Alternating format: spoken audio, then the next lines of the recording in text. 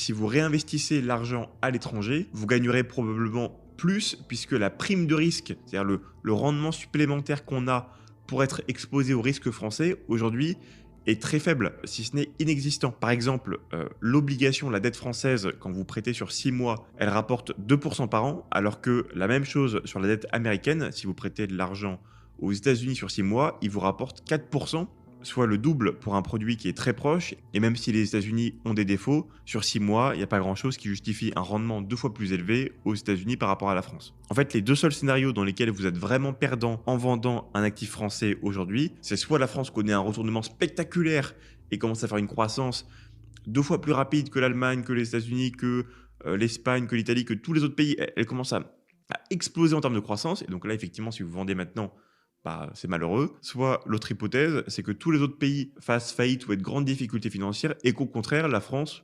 subsiste pour une raison ou pour une autre et que ça devienne une espèce de valeur refuge. Bon voilà, alors ce sont les deux options. Alors si vous croyez en ces deux options, très bien, et je vous encourage toujours à investir selon vos convictions. Donc si vous y croyez, je vous encourage d'investir là-dedans et de continuer à investir de plus en plus en France. Mais par contre, si vous n'y croyez pas, c'est absolument pas trop tard pour vendre.